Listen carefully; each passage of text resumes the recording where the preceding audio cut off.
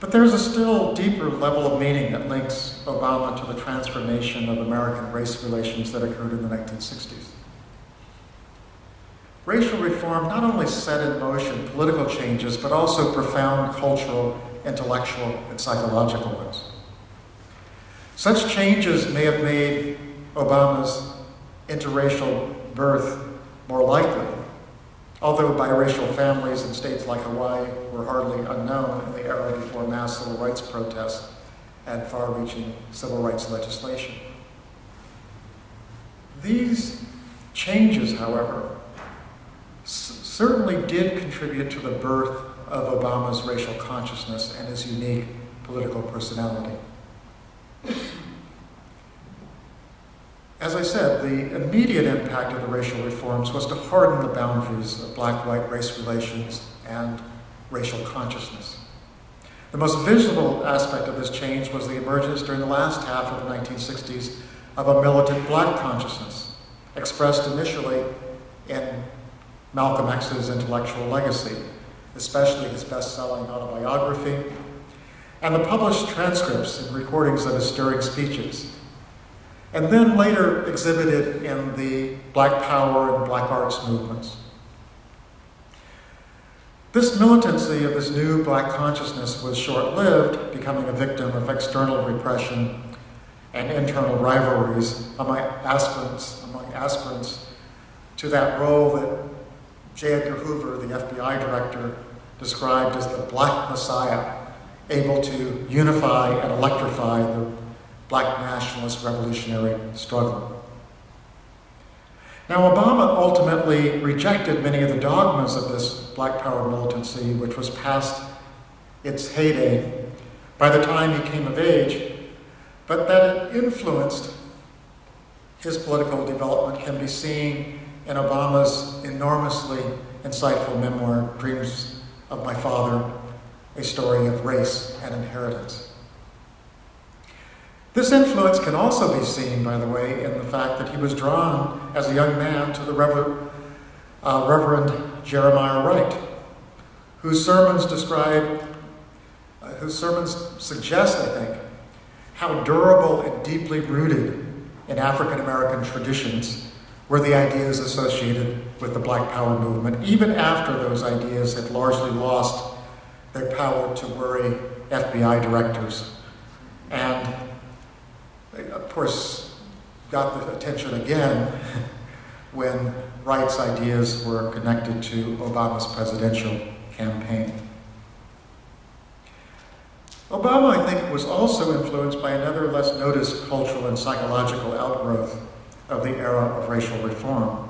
Along with a shift in black racial consciousness in the late 1960s, there was also a less often noted transformation of white racial consciousness toward a kind of militancy that did not require angry oratory, although the law and order oratory of a George Wallace or a Spiro Agnew, to use two conspicuous examples, was often angry and served as a mirror to the oratory of Stokely Carmichael and Eldridge Cleaver.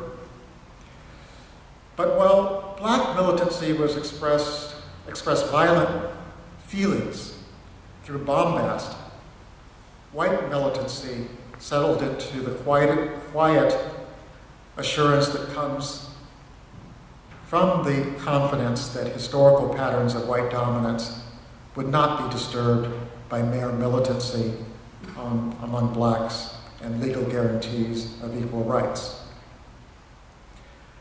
By the time Obama first came to Chicago in the 80s as community organizers, these racial divisions between this kind of hardening of racial consciousness among many blacks and whites had deepened to the point where it served as a negative context for the political awakening he perceptively describes in Dreams of My Father.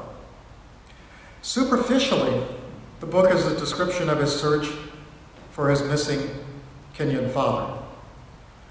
On a deeper level, I would describe it as a retelling of the Wizard of Oz story. A tale of a search that ends where it begins, with the hard-won understanding that Kansas is a good place to have one's roots, particularly if one wishes to be President of the United States. It is the excitement of Obama's journey amidst the appealing yet often repellent wonders of Chicago's racial terrain that gives his memoir such relevance for a generation that reached adulthood after the black-white bitter debates of the 1960s have lost much of their meaning, but also left behind a strange political Oz, filled with people who spoke in riddles, but these riddles were delivered with a conviction and a sense of authority that temporarily obscured the fact that they didn't make any sense. Obama's struggle to discover a satisfactory sense of racial identity takes the form of a series of encounters in the book with a succession of unsatisfactory role models from which he learns. The climax of his journey is his disappointing discovery that his father is a rather unimpressive and unformidable wizard. But by then, he has learned the necessary life lessons to get on with his life. The encounters he has with relatives in Kenya summarize the moral of his journey.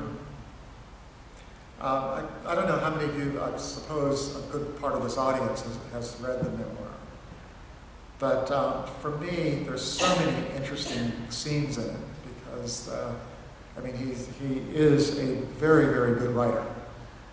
The one I was struck with, one of those I was struck with was the lunchtime encounter he has with his half-brother Mark, also biracial. Because Mark serves as one of these negative examples of the unexamined life that Barack wants to avoid.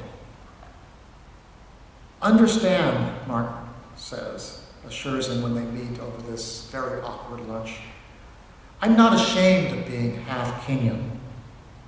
I just don't ask myself a lot of questions about what it all means, about who I really am. Life's hard enough without all that excess baggage. Now, I think you know, those of you who have read the book, that Barack is willing to accept that baggage associated with racial self-discovery.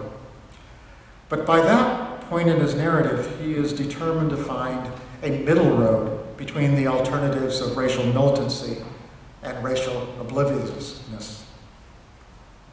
Soon after this encounter with Mark, after Barack has learned the truth about his father, he talks with his half-sister, Amma, a historian, who tells him, you know, young black Americans tend to romanticize Africa so.